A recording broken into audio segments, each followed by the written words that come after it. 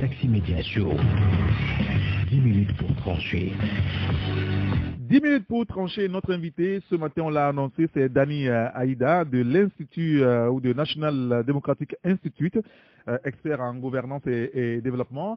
Dani Aïda, bonjour. Bonjour. Merci d'avoir accepté d'être avec nous ce matin à l'antenne.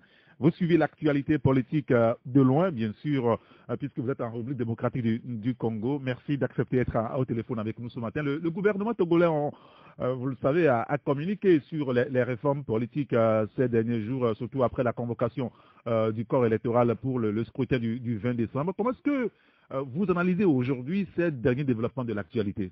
Alors, il y a pas mal de développements en effet. D'abord, côté réforme, on a appris que le gouvernement a adopté, a pris l'initiative en tout cas de soumettre à l'Assemblée nationale la révision d'un certain nombre d'articles de la Constitution.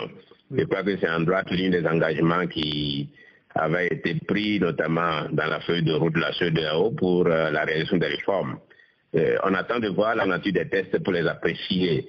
Maintenant, ce qui concerne concomitamment le processus électoral que le même gouvernement fait de façon très accélérée, il y a pas mal d'inquiétudes. L'annonce de la tenue des élections législatives le 20 décembre, par exemple, quelle est une situation totalement surréaliste et dans les faits imaginables. Cela ne peut qu'envenimer la crise politique puisque ce n'est pas fait pour assurer l'opposition. Alors, tout s'accélère, on le voit finalement, et il n'y a pas... y a-t-il pas un risque de bâcler le travail et qu'on craigne finalement le pire, Dani? Absolument, il faut craindre le pire parce que le gouvernement prétend qu'il est dans un processus politique normal, qu'il y a un parlement dont le mandat arrive à terme et qu'il faut renouveler. Mais le gouvernement fait abstraction d'une crise réelle qui existe, qu'il a accepté même de porter au devant de la communauté sous-régionale, cette communauté qui a inscrit le principe de ce que les choses se passent de façon consensuelle. On a vu ce gouvernement initier l'enrôlement des électeurs de façon unilatérale.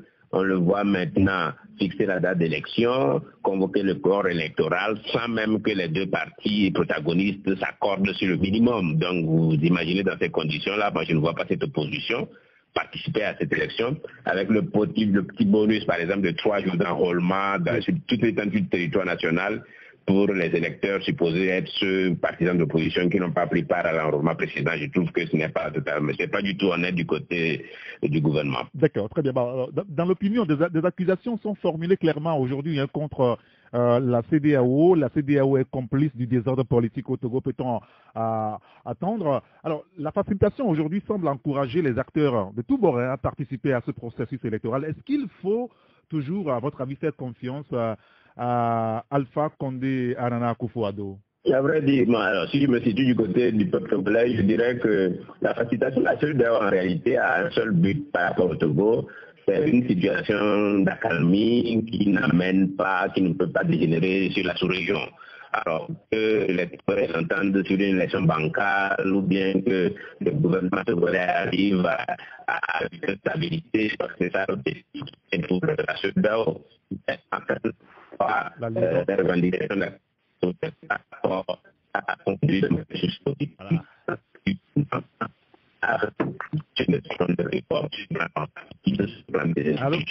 Je parle là de la CENI, je parle de la Cour constitutionnelle qui n'ont pas de nature à conduire un processus électoral qui rassure un processus crédible. Eh bien, sur ce plan-là, je crois que la CEDEAO n'est pas en train en ce moment de faire un travail adéquat.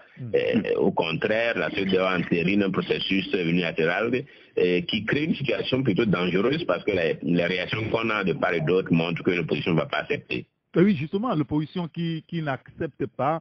On a d'ailleurs écouté hier la coordinatrice sur le sujet, annonce d'ailleurs de mouvements, de manifestations dans le pays déjà à partir de samedi prochain. Est-ce qu'il ne faut pas craindre le pire? Je reviens sur la question.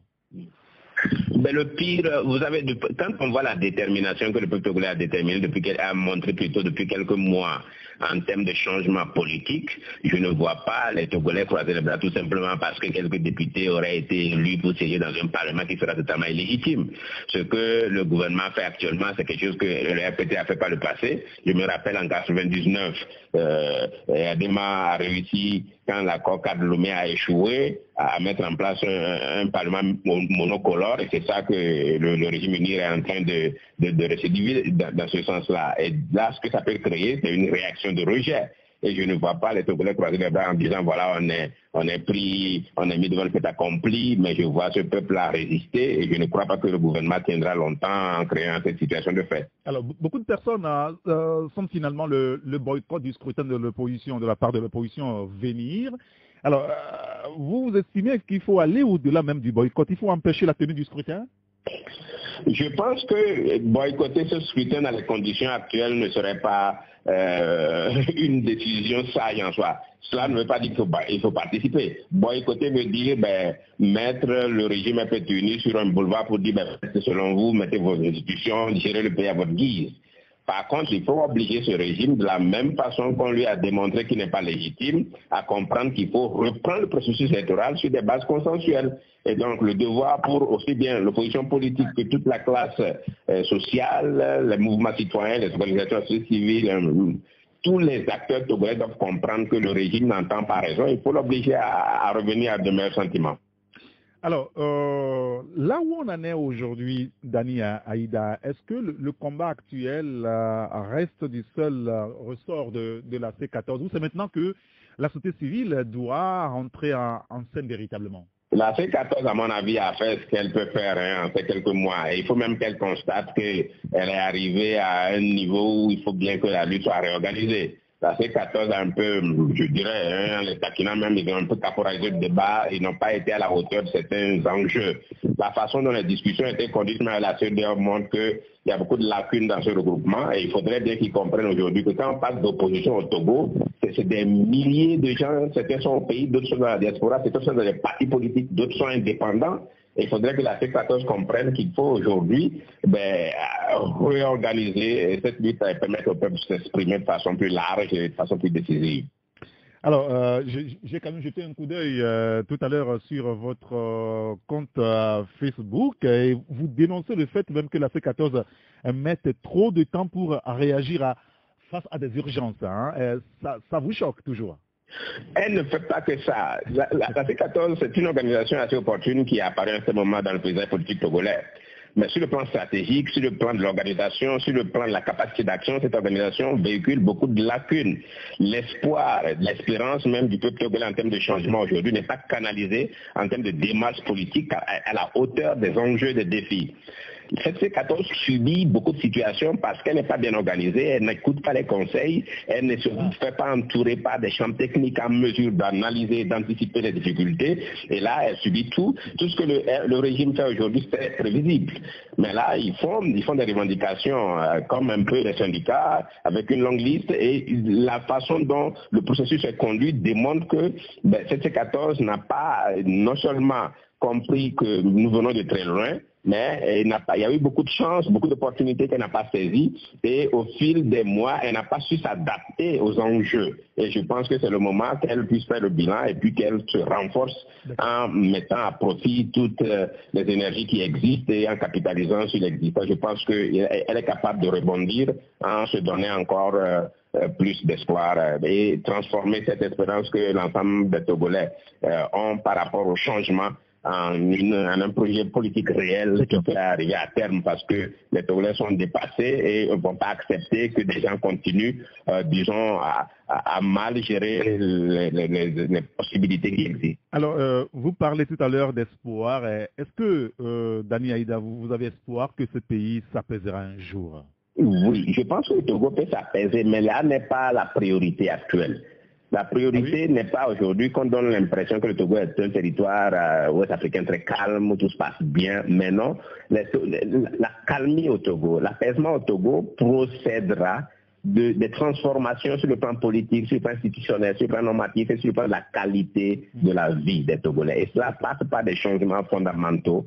Et ces changements passeront également par les révisions au niveau de la Constitution, l'organisation d'élections réellement crédibles, transparentes à tous les points de vue, et que les Togolais qui méritent la confiance d'autres Togolais soient ceux-là qui dirigent les affaires publiques. C'est à ce moment seulement qu'on peut parler de paix au Togo, mais pas cette paix à la Pyrrhus qu'on impose aux Togolais, parce que ils ont peur du gendarme, ils ont peur du policier, ils ont peur de cette armée qui peut débarquer dans n'importe quelle ville pour restaurer son ordre. Et ça, ce n'est pas la paix dont les Togolais ont besoin. Très bien. Dani Aïda, expert international à la gouvernance démocratique et représentant de NDI, National Democratic Institute en République démocratique du Congo. Merci d'avoir été en direct avec nous ce matin, Dani Aïda. C'est moi qui vous remercie. Allez, bonne journée. À vous pareillement et à bientôt, Eric. Merci.